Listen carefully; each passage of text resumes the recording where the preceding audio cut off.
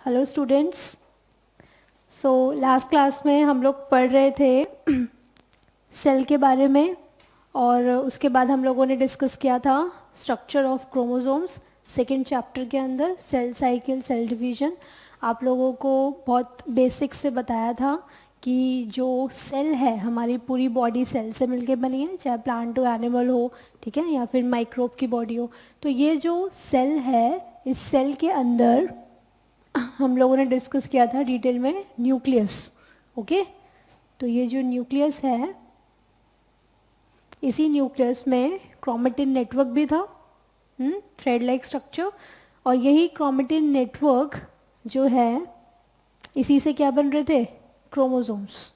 Okay, तो ये सब चीज़ें हम लोगों ने पढ़ी थी, डिटेल में पढ़ी थी। डीएनए का स्ट्रक्चर भी देखा था कि यही क्रोमेटिन, इसमें डीएनए है और प्रोटीन है, DNA and histone protein.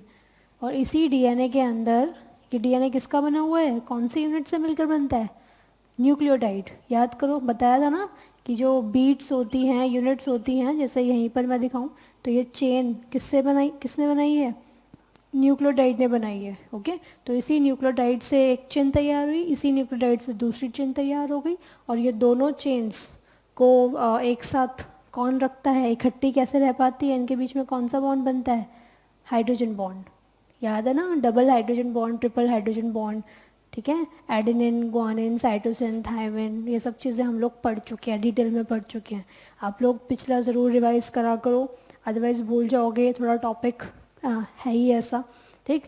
But still revision करना इसलिए ज़रूरी हो जाता है क्योंकि अदरवाइज तो ये टॉपिक पूरे पूरे चांसेस हैं भूलने के।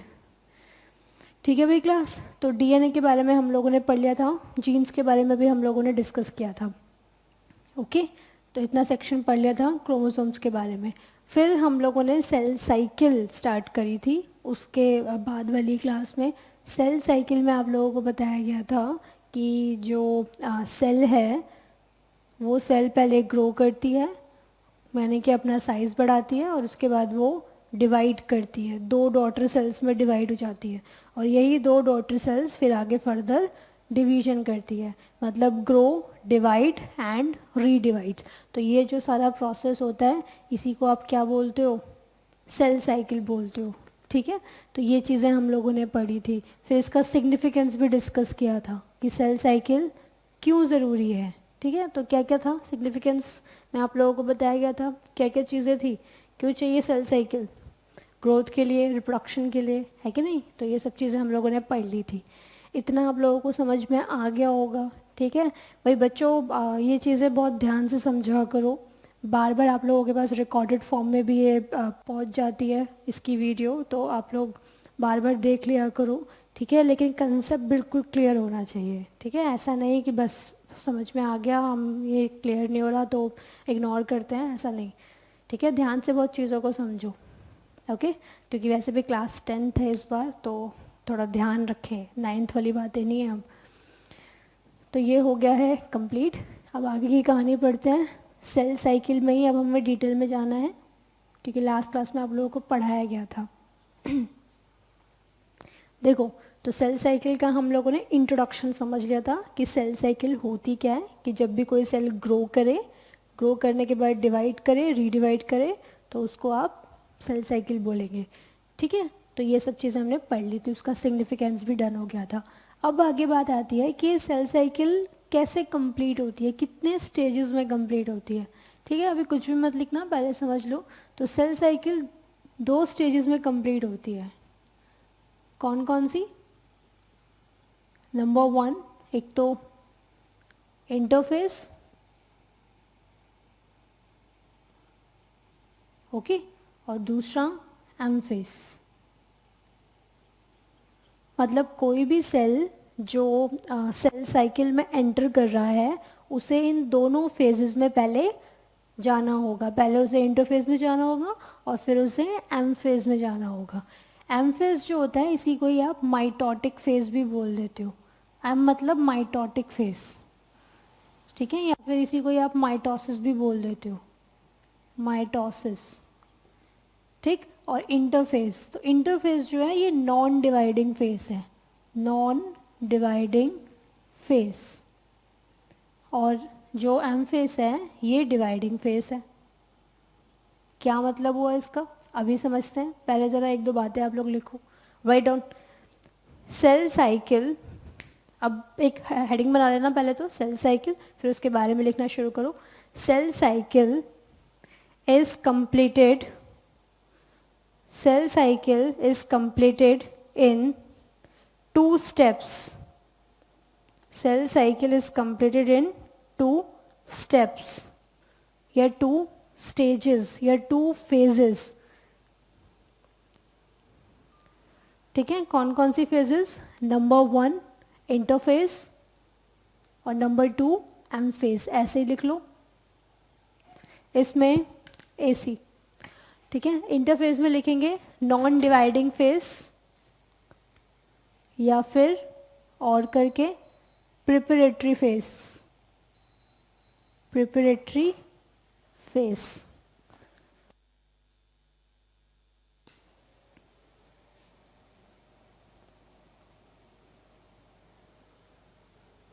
Preparatory face, fine.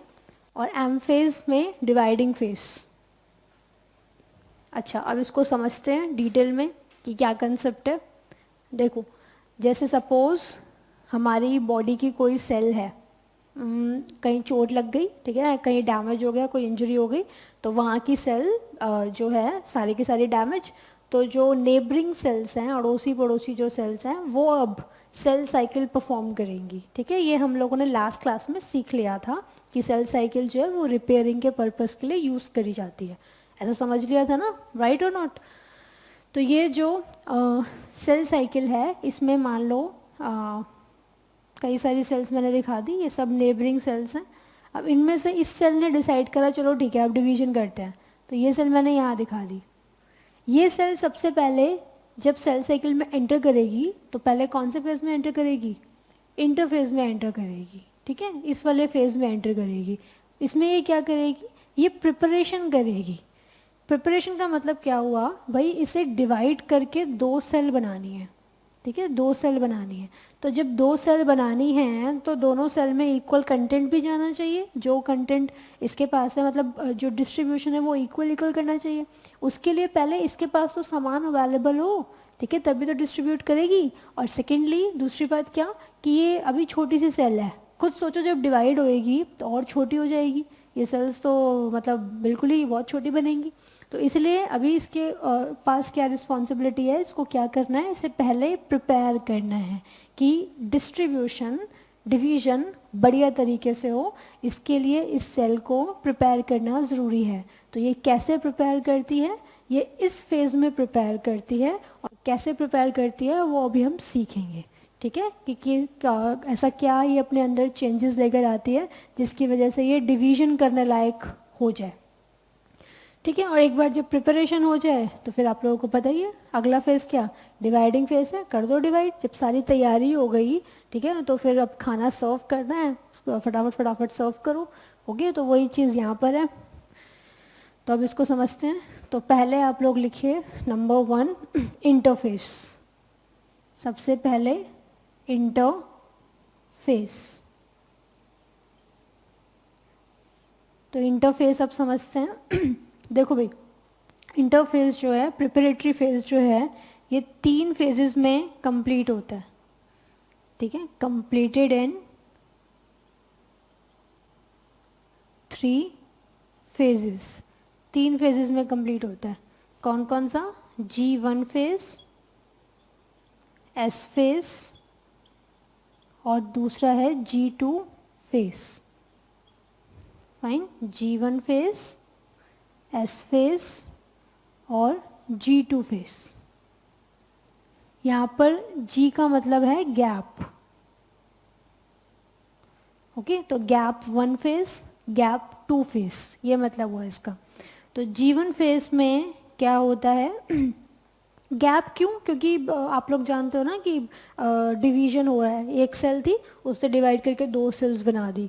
तो ये जो 2 सेल्स अब नई बनी है, ये फर्दर डिवाइड करेंगी। लेकिन फर्दर डिवाइड करने से पहले बीच में क्या आ गया? इंटरफेस आ गया, गैप आ गया, ठीक है, इसलिए उस सेंस में यहाँ पर गैप वर्ड लगा रखा है। तो गैप 1 G1 S फेस और G2 फेस, समझ गया ना ये पॉइंट क्या बोला। जैसे ये कोई सेल है, डिवाइड करके 2 सेल बना रही है, फिर ये सेल फर्दर डिवाइड करेगी ना, तो जब डिवाइड करेगी तो पहले कौन से फेज में एंट्री मारेगी, इंटरफेज में एंट्री मारेगी, और इंटरफेज में एंट्री मारेगी तो डिवीजन से जस्ट पहले एक गैप आ गया है कि नहीं, इंटरफेज एक गैप ही तो है, तो इसीलिए यहाँ पर गैप वर्ड आया है। अब इसको समझो भाई आगे। तो G1 फेज जो है, यहाँ पे सेल क्या प्रिपरेशन करती है, क्या अपने आप को किस तरीके से तैयार करती है। G1 फेज में कोई भी सेल हो वो अपना सेल साइज बढ़ाती है, ठीक है, सेल साइज बहुत ज़्यादा बढ़ा लेती है। तो सेल ग्रोथ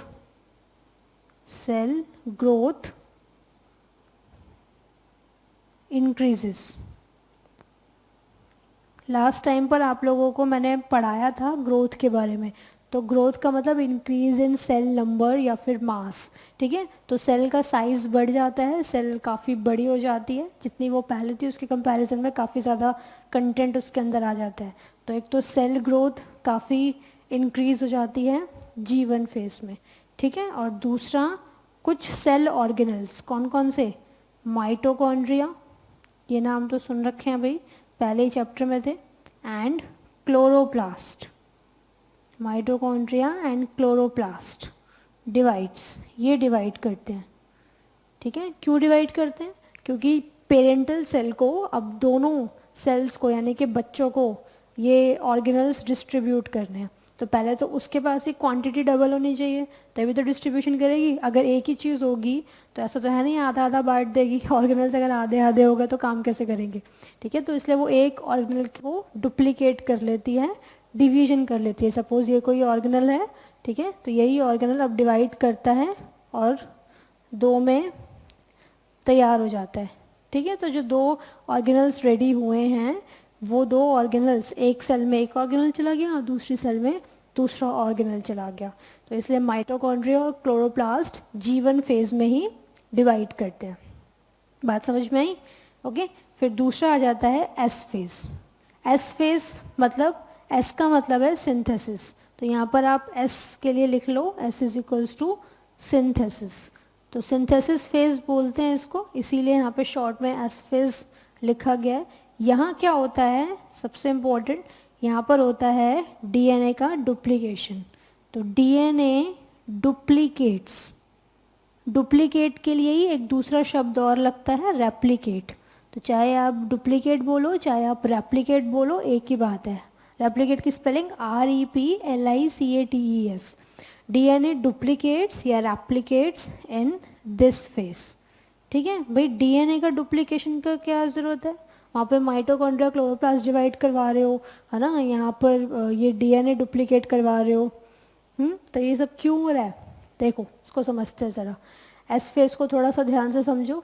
देखिए ये है एक पेरेंटल सेल, ठीक है, ये पेरेंटल सेल का न्यूक्लियस, न्यूक्लियस में वही क्रोमेटिन DNA ये सब पढ़ चुके हो आप, ठीक। तो मैंने यहाँ से DNA को बाहर निकाल लिया, जितना भी DNA था, ओके, ये DNA बाहर निकल गया, फाइन। तो ये जो DNA है, अभी मान लो ये DNA है 2C, इसकी क्वांटिटी लिख दी 2C, इतनी अमाउंट में हमारे पास एक सेल के अंदर DNA प्रेजेंट है, ठीक। अब इसी सेल को डिवाइड करके 2 सेल बनाने।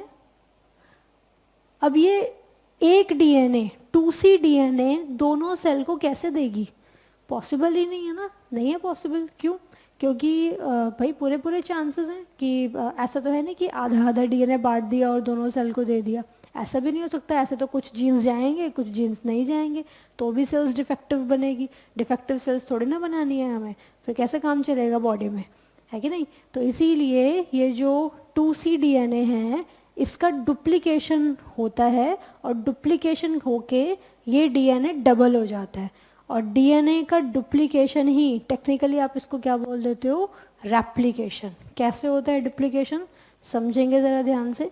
देखिए जैसे ये कोई DNA मैंने निकाल दिया सारा का सारा बाहर, ये DNA खुल जाएगा, बॉन्ड के ज़रिए तो जुड़ा हुआ था, कौन से बॉन्ड्स, ये चेन्स दोनों कौन से बॉन्ड के ज़रिए एसोसिएटेड थी? हाइड्रोजन बॉन्ड्स के ज़रिए। तो यही हाइड्रोजन बॉन्ड पे कैंची चल जाती है, सीजर चल जाती है, और ये दोनों चेन्स अलग हो जाती हैं। तो जब दोनों चेन्स अलग होंगी तो डायग्राम कुछ इस तरीके का आपको दिखाई देगा। एक साथ अलग नहीं होती, कुछ कुछ सेक्शन में अलग होती है। जैसे इतने सेक्शन में अलग हो गई, फिर यहाँ का काम हो गया, फिर अगले सेक्शन में अलग हो गई। ठीक है, ऐसा नहीं कि सारा का सारा डेरा एक साथ खुल के एक चेन इधर आ गई, दूसरी चेन इधर आ गई, ऐसा बिल्कुल नहीं होता। ठीक है, तो ये मैंने इसलिए यहाँ से वाइंडिंग दिखा दी, यहाँ से अनवाइंडिंग दिखा दी। मतलब इतना सेक्शन बंधा हुआ है अभी भी हाइड्रोजन बॉन्ड से, और ये वाला पार्ट इस पे सीजर चल गई है, तो ये पार्ट अभी अलग अलग है। ओके, यहाँ तक बात समझ में आ गई? फाइन। इनके हाइड्रोजन बॉन्ड्स टूट गए, अब आपको नया डीएनए बनाना है। ठीक है, डीएनए का डुप्लीकेशन करना है, तो सामग्री क्या यूज़ करोगे, इंग्रेडिएंट्स का यूज़ करोगे। डीएनए किसका बना हुआ था, लास्ट टाइम पढ़ाया था, बेसिक यूनिट क्या थी, न्यूक्लियोटाइड। ठीक है, तो बस वही करो, न्यूक्लियोटाइड ऐड करते जाओ। ये एक न्यूक्लियोटाइड, ये दूसरा न्यूक्लियोटाइड, ये तीसरा न्यूक्लियोटाइड, ये चौथा न्यूक्लियोटाइड, इसी के तो बना हुआ है न्यूक्लियोटाइड का। और एक न्यूक्लियोटाइड दूसरे न्यूक्लियोटाइड से किससे एसोसिएटेड है, कौन से बॉन्ड से? फॉस्फो एस्टर और डाइजेस्टर, फॉस्फो डाइएस्टर बॉन्ड। ठीक है, तो इस तरीके से ये जो बॉन्ड है ये डेवलप होता चला जाएगा। ये पर्टिकुलर एंजाइम्स होते हैं जो ये काम करते हैं, अपने आप कुछ नहीं होता सेल में। ठीक है, तो वो एंजाइम्स आते हैं और डीएनए रेडी कर देते हैं। ठीक है, तो इस तरीके से चेन बन जाएगी, एक चेन ये बन गई, ऐसे यहाँ काम होगा, एक चेन ये बन गई। ठीक है, ऐसे ये बन गया, उसके बाद आगे का पार्ट खुलेगा तो वहाँ चेन बननी शुरू हो जाएगी, फिर और आगे का पार्ट खुलेगा, वहाँ की चेन बननी शुरू हो जाएगी। तो ऐसे करते करते अभी तक डीएनए कितना था, 2C। ठीक है, लेकिन अभी कितना हो गया है, 4C। कैसे? एक डीएनए पूरा ये रेडी हो रहा है और दूसरा डीएनए पूरा ये रेडी हो रहा है। 2C is equals to 4C। बात समझ में आ गई भी सब लोगों को? यहाँ पे कंटेंट के लिए है ये। ठीक है, तो आप लोग कुछ अलग से मत इंटरप्रेट करना। ये 2C जो है ये बेसिकली कंटेंट है कि डीएनए इतना कंटेंट में प्रेजेंट है। लेकिन जब डुप्लीकेशन हुआ तो कंटेंट डबल हो गया, तो डबल हो गया तो 2C का डबल क्या हो जाएगा, 4C। बात समझ में आई ना? तो इस तरीके से एक चेन पूरी रेडी हो गई, एक डीएनए अलग हो जाएगा एक टाइम के बाद। जब आगे की तरफ डीएनए बनता चला जाएगा, जैसे इतने पार्ट में बना, फिर आगे के पार्ट पे सीजर चलाई, फिर वहाँ पर न्यूक्लियोटाइड्स ऐड करा दिए, एक पॉइंट ऐसा आ जाएगा कि लास्ट तक पहुँच जाएंगे। ठीक है, और लास्ट का बॉन्ड भी काट दिया जाएगा, तोड़ दिया जाएगा, और दोनों डीएनए चेन्स अलग अलग हो जाएंगी। ठीक है, ये एक अलग बना लेंगी, ये अलग बना लेंगी। तो दोनों डीएनए चेन्स हैं, डबल हो गई, पहले एक थी, अब इसी का ये रेप्लिका भी रेडी हो गया। तो इसीलिए आपने इसको क्या बोल दिया, 4C। मैं इसको यहाँ ड्रॉ कर देती हूँ, सॉरी।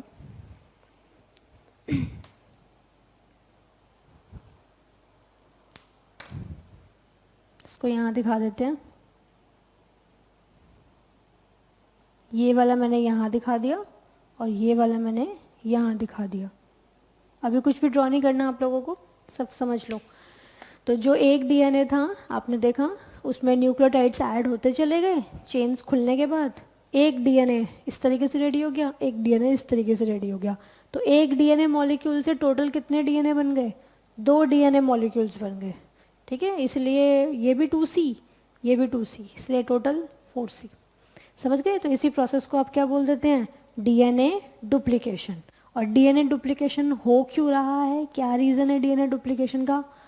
क्योंकि अभी आप लोग जानते हो एक सेल है, डिवाइड करके 2 सेल बनाएगी, तो इसको भी डीएनए चाहिए, इसको भी डीएनए चाहिए। तो ये वाला डीएनए इसके पास, ये वाला डीएनए इसके पास, इसीलिए डुप्लीकेशन की रिक्वायरमेंट है। Okay class?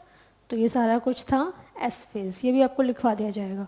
फिर लास्ट आता है G2 फेज। तो G2 फेज में जो माइटोटिक फेज होता है, एम फेज होता है, उसमें जो भी इंग्रेडिएंट्स चाहिए होते हैं, जो भी सामग्री चाहिए, चाहे वो प्रोटीन चाहिए है ना, कोई आरएनए चाहिए या कुछ भी इस तरीके से इंग्रेडिएंट्स चाहिए, वो सारे के सारे इंग्रेडिएंट्स कौन सी फेज में बनेंगे, G2 फेज में बनेंगे। ठीक है, तो यहाँ पर वो प्रोटीन्स बनते हैं which are required for cell division. ठीक है, M phase, mitotic phase, dividing phase, तो यही डिवाइडिंग फेज में जो आपको प्रोटीन्स चाहिए होते हैं मदद कराने के लिए, हेल्प कराने के लिए, वो प्रोटीन्स कहाँ बनते हैं? G2 फेज में। तो यहाँ लिख लीजिए द प्रोटीन्स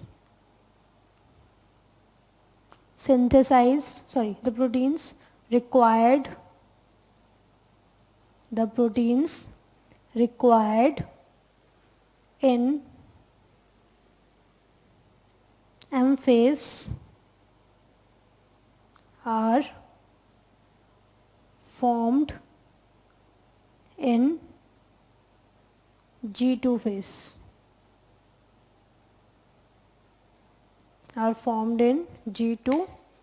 phase. ठीक है क्लास? तो this was all about interface. S phase आप लोग अलग से लिख लो डायग्राम के साथ, क्योंकि इतने एरिया में तो नहीं आ पाएगा।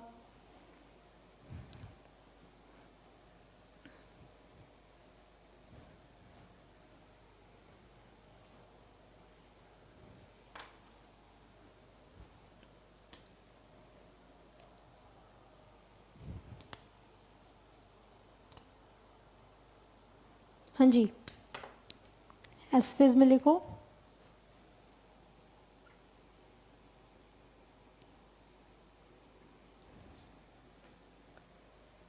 जैसे सपोज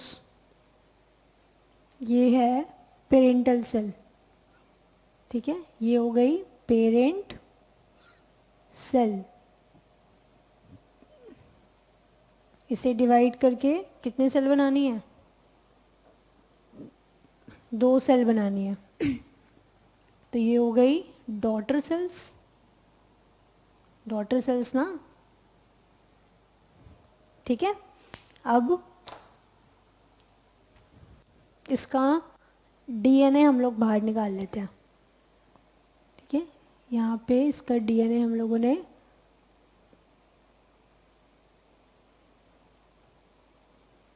बाहर निकाल लिया, और डीएनए कितना है? 2C। अमाउंट या क्वांटिटी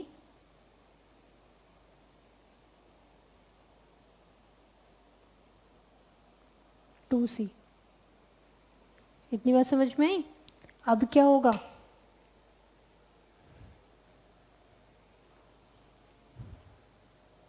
ये पेरेंटल सेल के डीएनए दिखाया है, अब ये अंडरगो होगी एस फेज में, ठीक है। तो जब ये एस फेज में एंटर करेगी, that is DNA duplicates for equally distributed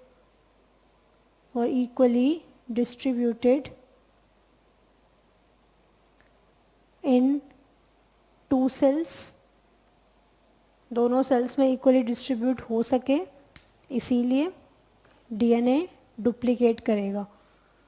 तो यहाँ पर आप लोग दिखा लो, ये मैंने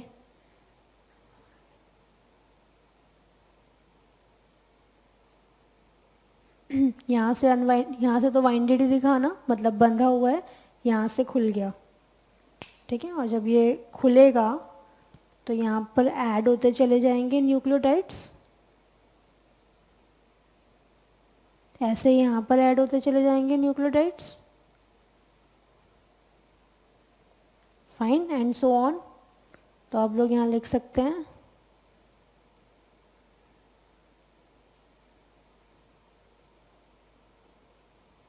nucleotides are added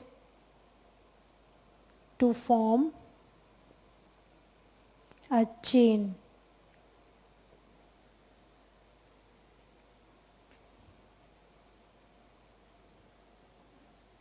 by enzyme, ठीक है। एंजाइम के ज़रिए डीएनए पॉलीमरेज, जैसे नाम है एंजाइम का, तो वो न्यूक्लियोटाइड्स ऐड करता चला जाएगा और एक चेन बना देगा। अब इसका रिजल्ट क्या निकलेगा? रिजल्ट लिख लो, ग्रीन पेन। इसका रिजल्ट ये निकलेगा कि 2 चेन बन जाएंगी अल्टीमेटली। तो एक चेन आप दिखाओ रेड में और एक चेन आप दिखाओ ग्रीन में, इस तरीके से।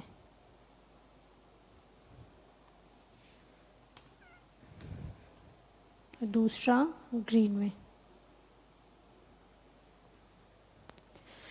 ब्लैक में, ठीक है। तो इस तरीके से डीएनए बन गए।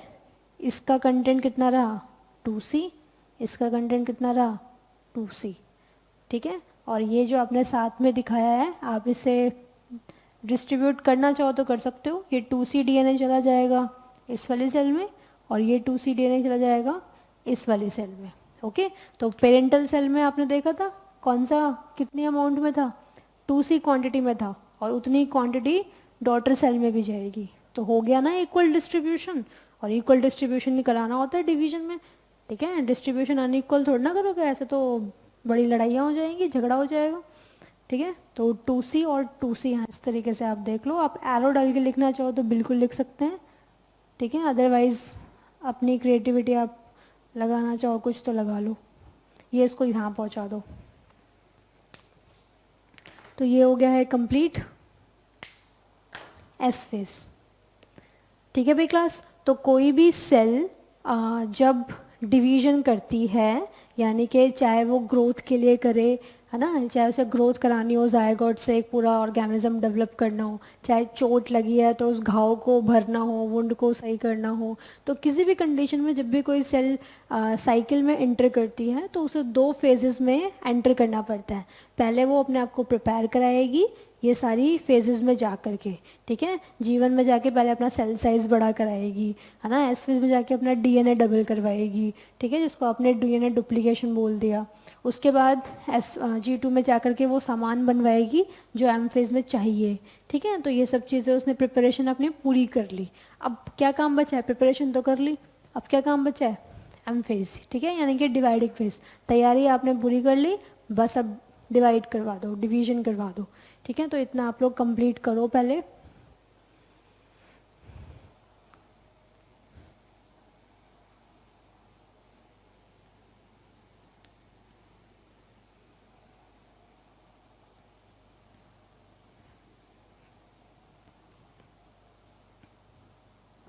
वीडियोस बार बार देख लेना, रिकॉर्डेड फॉर्म में आपके पास अवेलेबल हैं, ठीक है। चलो नंबर 2,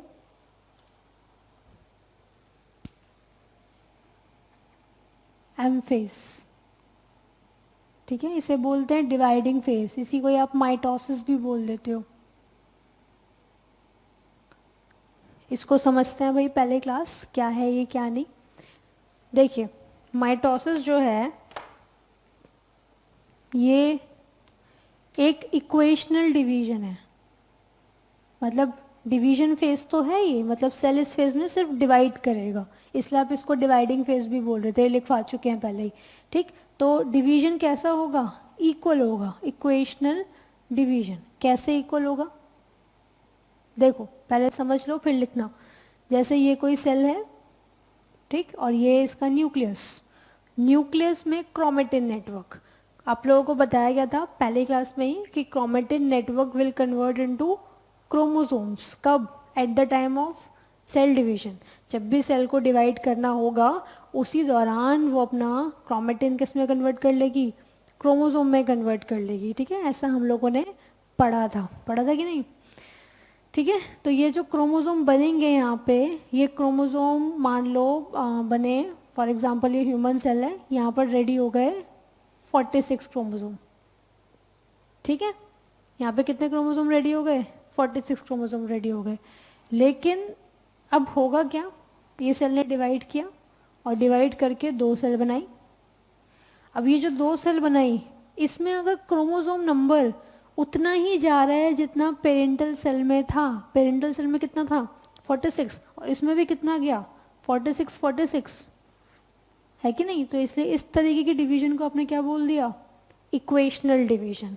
तो इक्वेशनल डिवीजन का मतलब यहाँ पर इससे है कि द डिवीजन इन विच या which transfers equal number of chromosome to the daughter cells, मतलब जो पेरेंटल सेल में क्रोमोसोमल नंबर था वही क्रोमोसोम का नंबर डॉटर सेल में भी मेंटेन रहे, ठीक है, उसमें भी उतने ही क्रोमोसोम्स जाएं, जबकि अभी देखने में आपको लग रहा होगा ये कैसे पॉसिबल है, यहाँ पे 46 है तो क्या ये डबल हो जाते हैं, ये 92 हो जाते हैं, हाउ इज़ इट पॉसिबल कि ये दोनों में इक्वल इक्वल भेज रही है, लेकिन ऐसा होता है, ठीक है, कैसे होता है वो भी हम सीखेंगे। तो 46 क्रोमोसोम है और यहाँ डॉटर सेल्स में भी इतने इतने जाएं, तो आपने उसको क्या बोल दिया, इक्वेशनल डिवीजन, और इक्वेशनल डिवीजन को ही आप क्या बोल देते हो, माइटोसिस। तो चाहे आप माइटोसिस बोलो, चाहे आप इक्वेशनल डिवीजन बोलो, चाहे आप डिवाइडिंग फेज बोलो, कई सारे नाम हैं।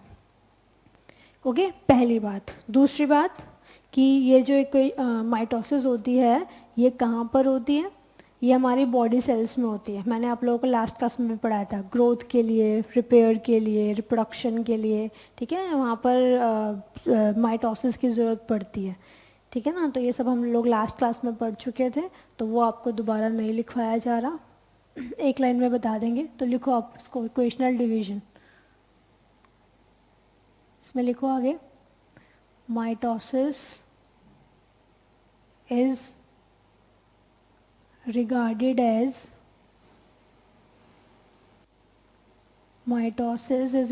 as equational division because it transfers equal number of chromosomes in daughter cells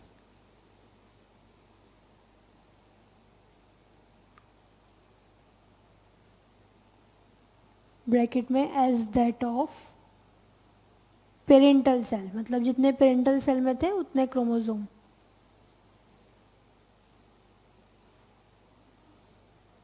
ठीक, डायग्राम बनाना चाहें बिल्कुल बना सकते हैं। यहाँ हो गए 46 क्रोमोसोम्स, ठीक, और यहाँ दो डॉटर सेल्स 46। अच्छा, अब एक चीज़ समझिए ध्यान से, एक टर्म आता है स्मॉल एन, ये एन जो होता है इसे आप बोलते हैं जीनोम। जीनोम का मतलब single set of chromosome, single set of chromosomes, ठीक है। सिंगल सेट ऑफ क्रोमोसोम्स का क्या मतलब हुआ, जैसे आप 46 क्रोमोसोम देख रहे हो तो उसका सिंगल सेट क्या बनेगा, 23, है ना। तो 23 का जो पूरा सेट है क्रोमोसोम का एक लाइन से, ठीक है, वो पूरा सेट जो रेडी हुआ उसको आप क्या बोलोगे, जीनोम, ठीक है। इसी को ही आप हैप्लॉइड भी बोल देते हो, हैप्लॉइड, ठीक। तो हैप्लॉइड को रिप्रेजेंट करते हैं स्मॉल एन से। और अगर डबल सेट हो जाए, यानी कि इसको डबल कर दें, डबल सेट ऑफ क्रोमोसोम्स, तो उसको आप क्या बोल देंगे, 2n। फाइन, तो यहाँ पर अब हमने 46 लिखा है, ये मैंने 2n को बॉक्स में लिख दिया, n को यहाँ बॉक्स में लिख दिया, ठीक है। तो ये n, स्मॉल n, जीनोम, इसको आप हैप्लॉइड भी बोल देते हो, और 2n double set of chromosome, इसको आप डिप्लॉइड बोलते हैं, डिप्लॉइड, ठीक है भाई, हैप्लॉइड, डिप्लॉइड, बार बार ये वर्ड्स यूज होंगे इसलिए ध्यान से समझ लें।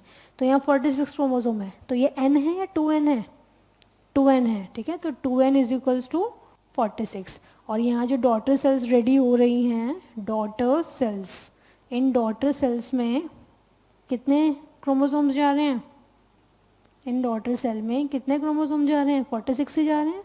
तो यहाँ पर भी कंटेंट कितना रहा, 2n।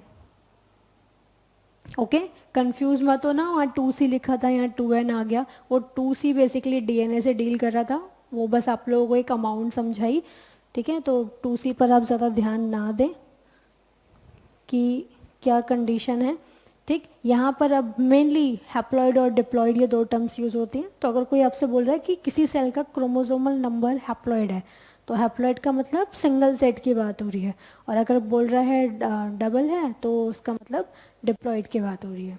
ओके, तो ये डिप्लॉइड कंडीशन है हमारी सेल में, तो तो वो आप लोग आपके सामने दिखा दी। ठीक है भाई, तो ये सब कुछ था इक्वेशनल डिवीजन एमफेस। अब आगे की कहानी नंबर 2 पॉइंट लिखो इसमें। ये पहला पॉइंट इक्वेशनल डिवीजन था। नंबर 2 दूसरा पॉइंट लिखेंगे mitosis occurs in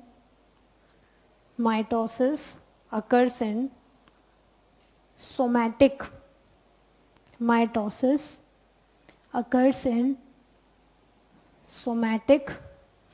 cells. Mitosis occurs in somatic cells. Somatic cells का मतलब, सोमैटिक मतलब बॉडी, ठीक है। तो जो बॉडी की सेल्स हैं वहाँ पर माइटोसिस होएगी। क्यों होगी? For repair, growth etcetera. Last class में पढ़ चुके हैं, ठीक है, वही पॉइंट लिखवाया है। बॉडी की सेल्स क्यों वर्ड लिखा? क्योंकि अभी आप एक और डिवीजन पढ़ेंगे मियोसिस। तो मियोसिस रिप्रोडक्टिव सेल्स में होती है, मतलब वो स्पर्म और ओवम बनाने के लिए यूज़ होती है। तो उसको छोड़ के, रिप्रोडक्टिव सेल्स को छोड़ के बॉडी की जितनी भी सेल्स हैं सब में कौन सी डिवीजन चलेगी? माइटोसिस। तो चाहे ग्रोथ करानी हो, चाहे कोई घाव वाव हो गया हो, वुंड हो गया हो, इंजरी हो गई हो, उसको भरना हो, तो सब जगह कौन सी डिवीजन? माइटोसिस। ठीक है। तीसरी बात और लिखेंगे इसमें, एमफेस या mitosis completed in 2 stages. 2 stage में ये कंप्लीट होती है, ठीक है। नंबर 1 पहला है कैरियोकाइनेसिस। कैरियो मतलब न्यूक्लियस और काइनेसिस मतलब स्प्लिटिंग। तो स्प्लिटिंग ऑफ न्यूक्लियस या separation of nucleus, splitting of nucleus. और कैरियोकाइनेसिस जो है इसकी भी फर्दर फेजेस हैं। कौन कौन सी? लिख लो, prophase, metaphase, anaphase and the last one is telophase. Okay और कैपिटल बी करके कैरियोकाइनेसिस के बाद नेक्स्ट आएगा साइटोकाइनेसिस। ठीक है भाई क्लास, तो ये हो गया साइटोकाइनेसिस, यानी कि splitting of, cyto means what? Cytoplasm. तो स्प्लिटिंग ऑफ साइटोप्लाज्म। तो कोई भी अगर सेल है उसने अपने आप को प्रिपेयर करा लिया, ठीक है। ये सपोज कोई सेल है, इसने प्रिपेयर करा लिया। तो जब इसने प्रिपेयर करवा लिया प्रिपरेटरी फेज में, इंटरफेज में, तो अब इसको डिवीजन करना है। तो डिवीजन कैसे करेगी? पहले तो न्यूक्लियस को डबल करेगी, न्यूक्लियस को स्प्लिट कर लेगी, है ना। तो न्यूक्लियस को जब स्प्लिट कर लिया तो दैट इज कैरियोकाइनेसिस। और थोड़ी देर बाद वो अपना साइटोप्लाज्म भी अलग करना शुरू करेगी और एक पॉइंट आ जाएगा, एक सेल ये बन गई, एक सेल ये बन गई, ठीक है। तो cytokinesis is splitting of cytoplasm. Fine. तो अब हमें एम फेज में यही स्टेजेस पढ़नी है, prophase, metaphase, anaphase, telophase. Okay, यही है और इसमें कुछ खास है नहीं। तो आप लोग सबसे पहले हेडिंग बनाइए नंबर 1, इसकी नंबरिंग ज़रूर कर लो भाई, नंबर 1, नंबर 2, नंबर 3, नंबर 4।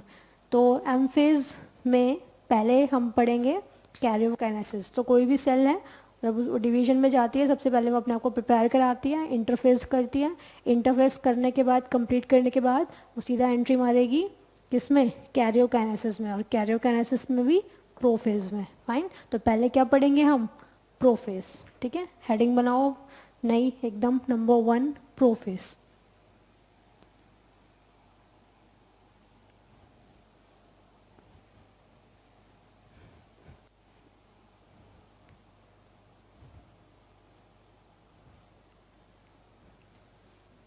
पहली हेडिंग बनाएंगे प्रोफेज।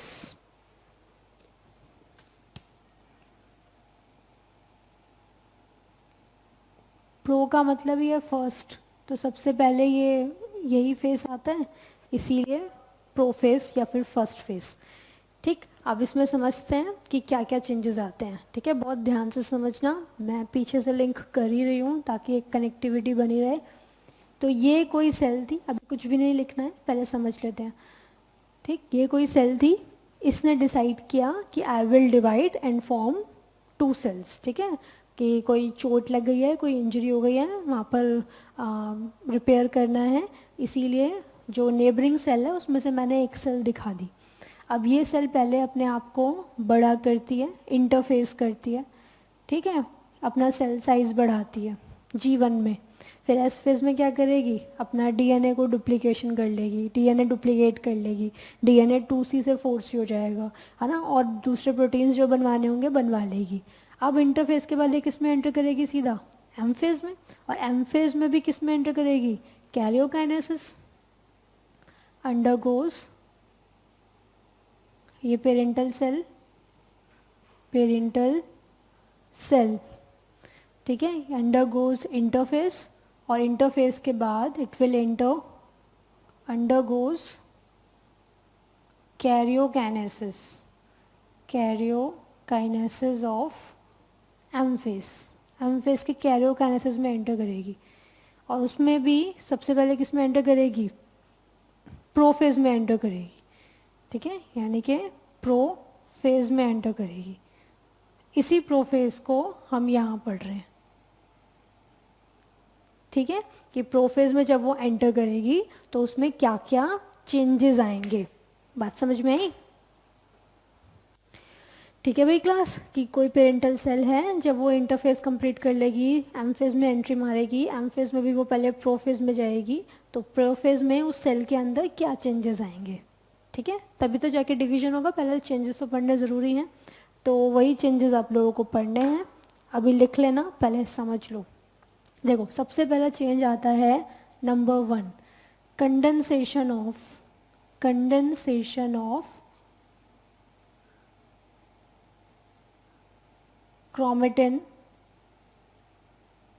Into chromosomes. ये काम होने लग जाता है, मतलब कि क्या, जो क्रोमेटिन नेटवर्क है, याद करो न्यूक्लियस वाला सेक्शन, जो क्रोमेटिन नेटवर्क है खुला, खुलने के बाद उसकी कॉइलिंग होनी शुरू हुई, और कॉइलिंग होकर के क्या बनने लग जाएंगे, क्रोमोसोम बनने लग जाएंगे। तो ये क्रोमोसोम जो हैं ये कहाँ, कौन सी कंडीशन में बनेंगे, प्रोफेज में बनेंगे। ठीक है, तो condensation of chromatin into chromosome क्यों बनेंगे वो सब हम न्यूक्लियस में पढ़ चुके हैं, आप लोग बार बार रिवाइज करते रहें।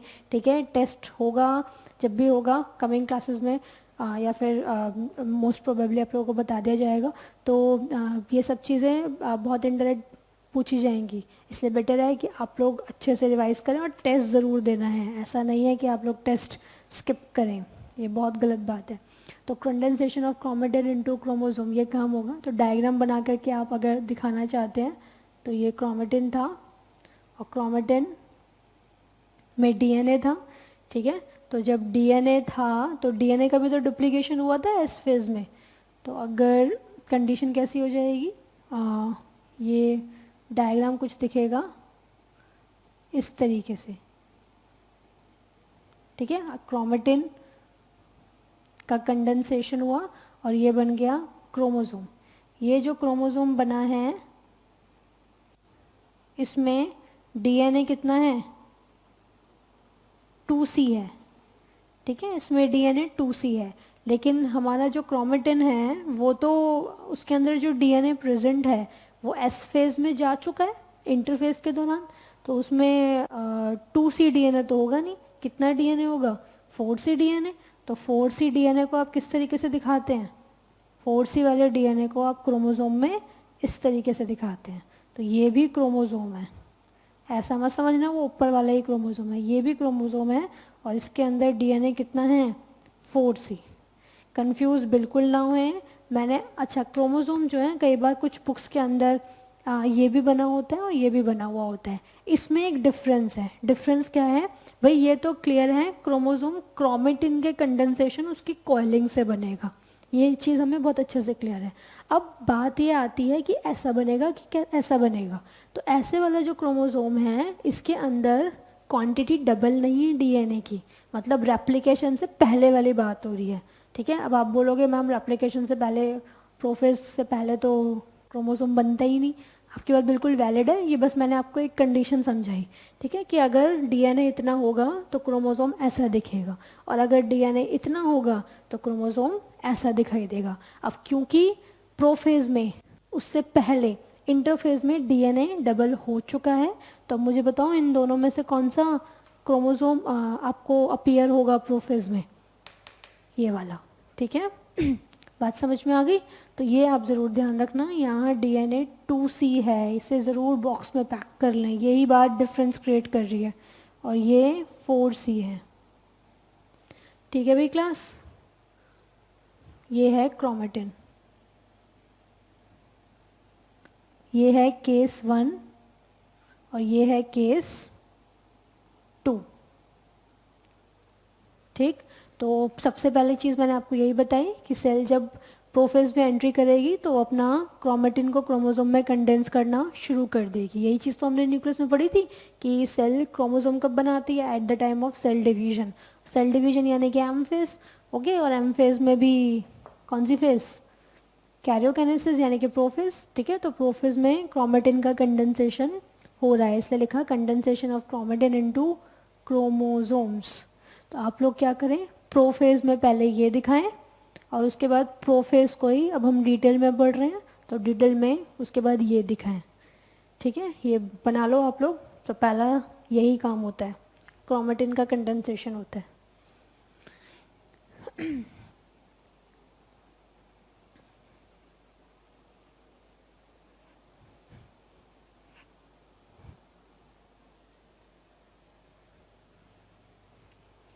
कंप्लीटेड। उसके बाद नंबर 2, दूसरा क्या काम होता है प्रोफेज में? फॉर्मेशन ऑफ एस्टर्स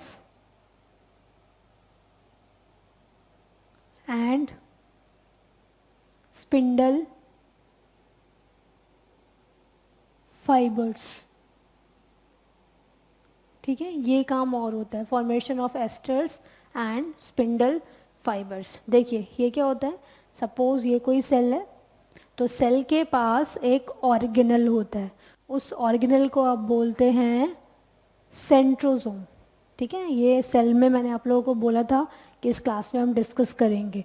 तो ये जो मैंने स्ट्रक्चर दिखाया है, 2 सिलेंड्रिकल बॉडीज दिखाई हैं, ये एक सिलेंडर है, ये दूसरा सिलेंडर है, और दोनों परपेंडिकुलर हैं, ठीक। तो अब यहाँ पर आप देखो कि ये जो पूरा एरिया है, ये जो पूरा रीजन है, ये पूरा रीजन, इस रीजन को आप बोल देते हैं सेंट्रोसोम। जगह को बोला सेंट्रोसोम, और इस जगह में जो ये 2 सिलेंडर्स प्रेजेंट हैं इसको बोल देते हैं सेंट्रियोल्स। तो सेंट्रियोल्स के चारों ओर जो रीजन हो गया उनको मिलाकर के बोल दिया सेंट्रोसोम। तो सेंट्रोसोम में बेसिकली क्या प्रेजेंट हुए? सेंट्रियोल्स, ठीक है।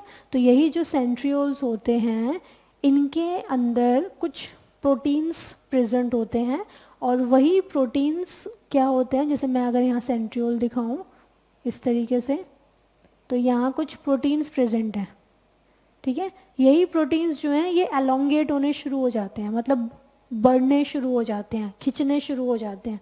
तो जब ये कुछ ऐसे होंगे, एलोंगेट होंगे, तो ये स्टार जैसा, ठीक है, एक स्टार जैसी अपीयरेंस इनकी आएगी। इसी स्टार अपीयरेंस स्ट्रक्चर को ही आप क्या बोल देते हो? एस्टर।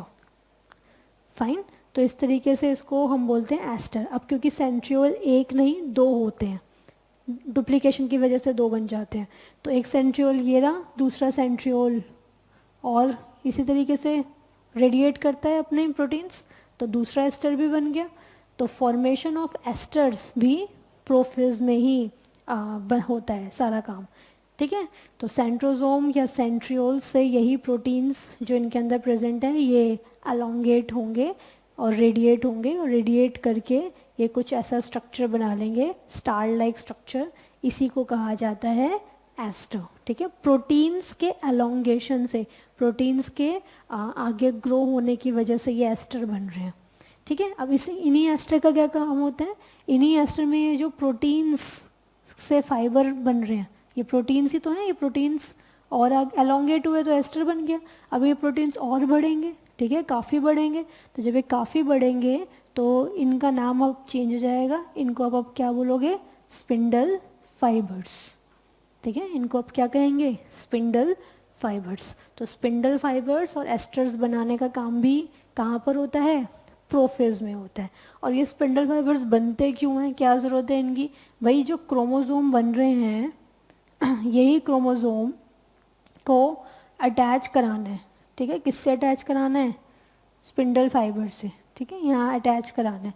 तो स्पिंडल फाइबर्स जो है, ये सेंट्रोमियर वाला जो रीज़न था, इसी सेंट्रोमियर से स्पिंडल फाइबर्स क्रोमोसोम को पकड़ लेते हैं, ठीक है, क्यों, ताकि इन क्रोमोसोम को अपने रिस्पेक्टिव जगह पर ले जाया जा सके।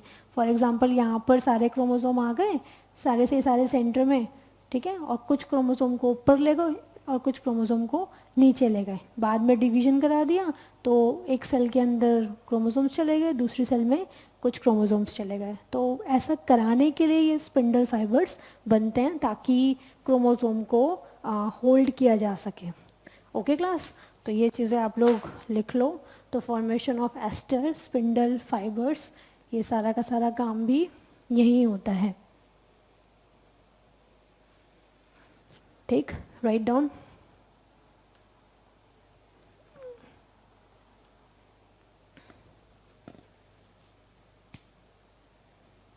इसमें लिखेंगे सेंट्रियोल्स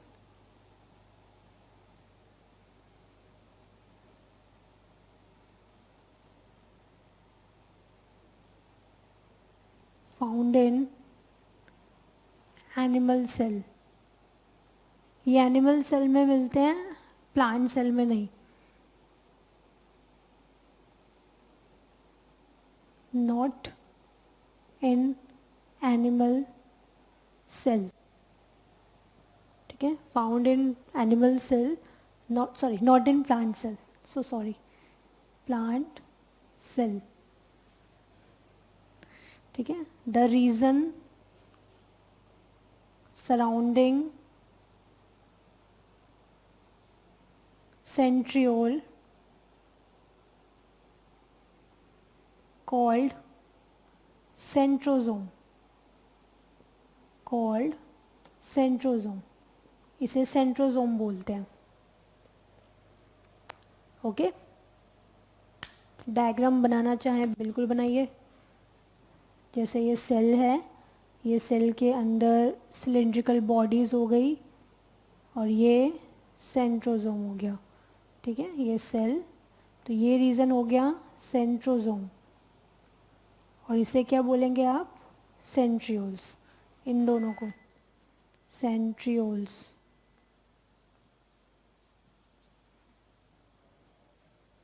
ठीक, ऑर्गेनल है ये, ब्रैकेट में लिख लेना एन ऑर्गेनल।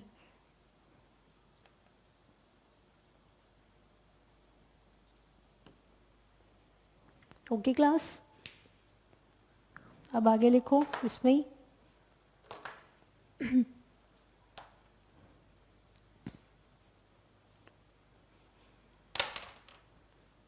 इसमें आगे कंटिन्यू करेंगे। Centrioles contain certain proteins called microtubules। उन प्रोटीन्स का नाम है माइक्रोट्यूब्यूल्स। वैसे माइक्रोट्यूब्यूल एक फिलामेंट है, ठीक है, प्रोटीन का बना हुआ होता है, तो आप लोग ऐसे लिख लो, इसको थोड़ा चेंज करते हैं, आप लोग इस तरीके से लिखो, सेंट्रियोल कंटेन माइक्रोट्यूब्यूल्स, ठीक है, माइक्रोट्यूब्यूल्स यहाँ पे मैंने ऐसे दिखा रखा है, आप लोग भी शेड कर सकते हैं, शेड नहीं करना, बेसिकली कुछ स्ट्रिप्स दिखानी है, धारियाँ दिखानी है। तो सेंट्रियोल्स कंटेन माइक्रोट्यूब्यूल्स, माइक्रोट्यूब्यूल्स, और माइक्रोट्यूब्यूल्स के अंदर क्या होता है, form of proteins, formed of, ये खुद प्रोटीन्स के बने हुए होते हैं। ओके, ये खुद प्रोटीन्स के बने हुए होते हैं, माइक्रोट्यूब्यूल्स।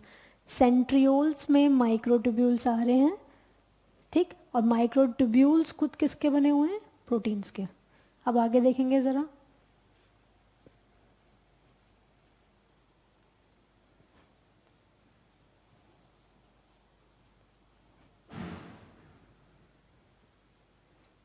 हाँ जी, आगे की क्या कहानी है कि द प्रोटीन्स या the microtubules in centrioles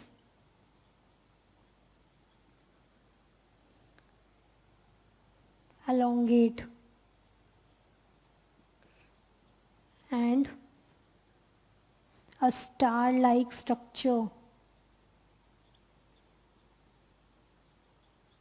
formed. Star-like structure is formed called aster. ठीक है, तो डायग्राम बना लो यहाँ पर इस तरीके से। ये सेंट्रियोल्स हैं, इसमें माइक्रोट्यूब्यूल्स को आप लोग स्ट्रिप्स की तरह दिखाएंगे ऐसे, और इनसे ही ये स्ट्रक्चर निकल रहे हैं। ठीक है, माइक्रोट्यूब्यूल्स ही एलोंगेट कर गए और ये स्टार लाइक स्ट्रक्चर बन गया। तो स्टार लाइक स्ट्रक्चर को ही आप क्या बोलते हो? एस्टर। ओके, उसके बाद क्या होगा? इसके बाद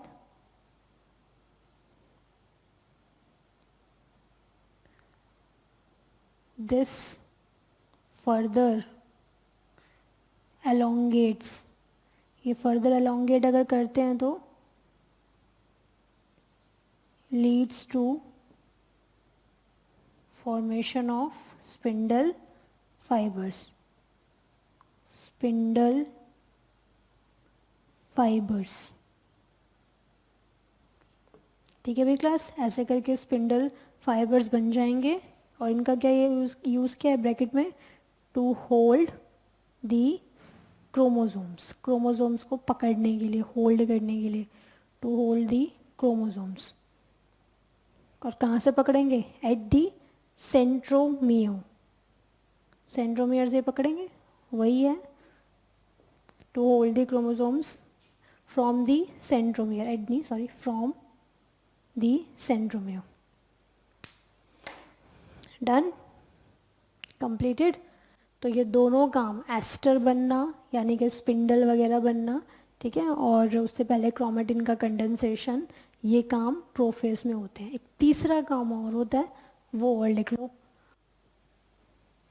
कौन सा? Write down.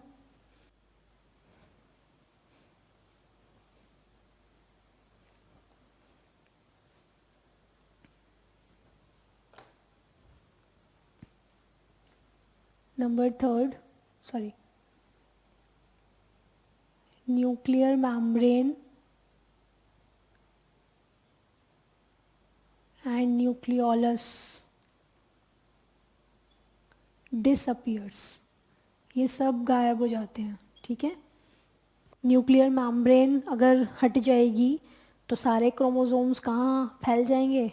साइटोप्लाज्म में। ठीक है, और न्यूक्लियोलस भी डिसअपियर, क्योंकि इनका कोई काम नहीं है। ठीक है, तो इस वजह से ये सब डिसअपियर हो जाते हैं ताकि ढंग से सेल डिवीजन किया जा सके, तो बाद में भी बन जाएंगे। तो ये एक ज़रूरी चीज़ थी। तो इतना सेक्शन आप लोगों को बता दिया। ये सारा काम कहाँ हो रहा था? प्रोफेज में हो रहा था। ठीक है, तो इसको आप डायग्रामेटिकली दिखाना चाहें बिल्कुल दिखाइए।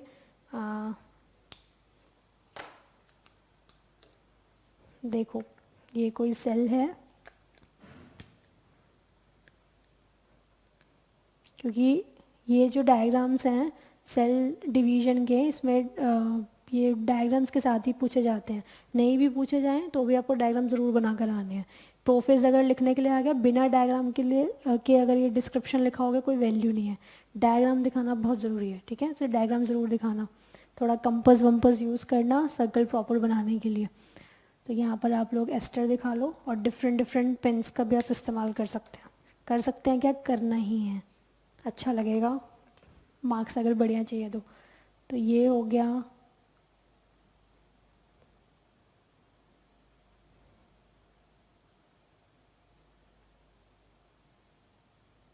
ये हो गए एस्टो, इस पार्ट को बोलते हैं पोल, ठीक है, और इसे कहते हैं इक्वेटर, सेंटर वाला पार्ट।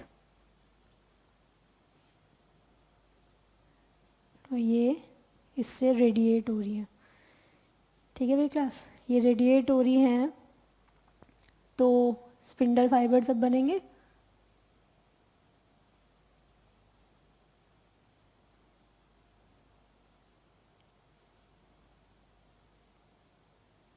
तो डायग्राम कुछ कैसा दिखाई देगा, ये येलो से ही लेबलिंग कर लो, सॉरी ग्रीन से, स्पिंडल फाइबर।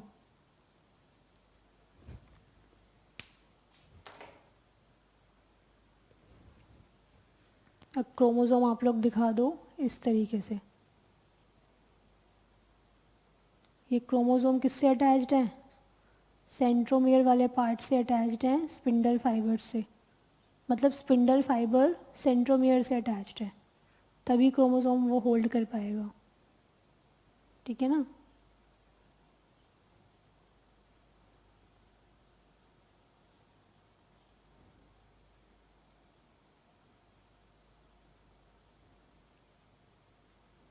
ऐसे करके आप लोग दिखा सकते हैं। तो ये हो गया प्रोफेस, डायग्राम शोइंग प्रोफेस। अच्छा एक बात और, हो सकता है आप लोगों की बुक में प्रोफेस की दो फॉर्म दे रखी हो, अर्ली और लेट, तो बिल्कुल भी कंफ्यूज नहीं होना, बेसिक स्ट्रक्चर तो आपको क्लियर ही है। अर्ली में क्या होगा, जैसे सेंट्रियोल आपने यहाँ दिखाया है, ठीक है, एस्टर यहाँ दिखाया है, ये एस्टर आप यहाँ ना दिखा करके यहाँ दिखा दो, भाई एकदम से सपोज दोनों एस्टर्स यहाँ बने, तो ऐसा तो है नहीं वो सीधा हाई जंप मार के यहाँ पहुँच जाएगा, वो धीरे धीरे जाएगा ना, तो आप एस्टर को यहाँ ना दिखा करके यहाँ दिखा सकते हैं अर्ली प्रोफेस में, है ना, और लेट प्रोफेस में तो फिर वो यहाँ पहुँच ही जाएगा एट द एंड, ठीक है। तो एक डिफरेंस यहाँ हो गया, और आप क्रोमोसोम को बहुत ज़्यादा कंडेंस मत दिखाओ, थोड़ा सा कम दिखा दो, तो ये सब चेंजेस आप लोग दिखा सकते हैं। न्यूक्लियर मेम्ब्रेन न्यूक्लियोलस सब डिसअपियर हो ही गया है, तो उसको आप डॉटेड फॉर्म में भी दिखा सकते हैं अर्ली को, ठीक है। कैसे, मतलब कि इस तरीके से न्यूक्लियर मेम्ब्रेन दिखा दो, उसके अंदर फिर क्रोमोसोम्स दिखा दो अर्ली के अंदर, ठीक है। ये डायग्राम मैंने पूरा लेट प्रोफेस का बनवाया है,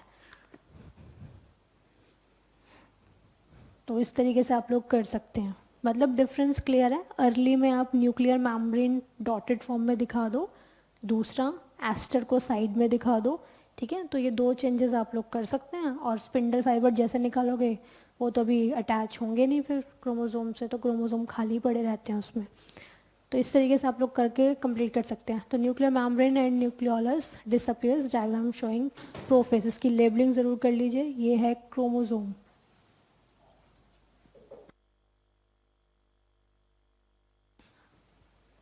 क्रोमोसोम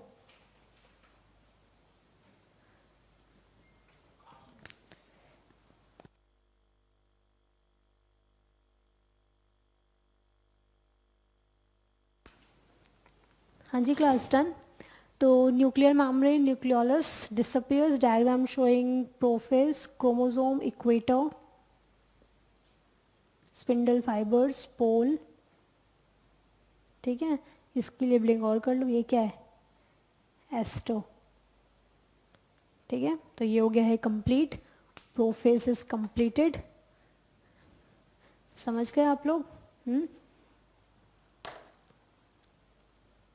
चलो, तो अगली क्लास में, आज की क्लास तो ऑलमोस्ट कंप्लीट ही है, अगली क्लास में हम लोग आगे की स्टेजेस पढ़ेंगे, मेटाफेज, एनाफेज, टीलोफेज, ठीक है, वो बहुत इजी है। प्रोफेज अगर समझ में आ गया तो anaphase telophase will be very easy, ठीक है भाई क्लास। तो अभी हम इतना ही करते हैं, आप लोग ये नोट डाउन करो, कंप्लीट करो इसे।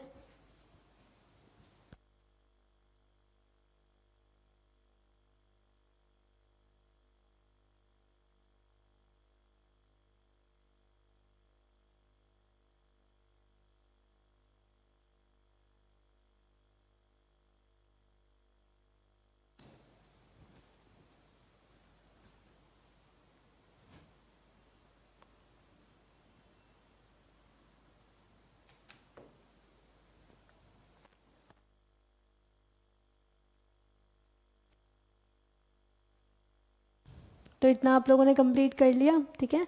तो प्रोफेज तक कंप्लीट हो गया है। अगली क्लास में हम लोग मेटाफेज वगैरह सीखेंगे, इतना आप लोग ज़रूर कंप्लीट कर लीजिएगा। Okay class, thank you, bye bye.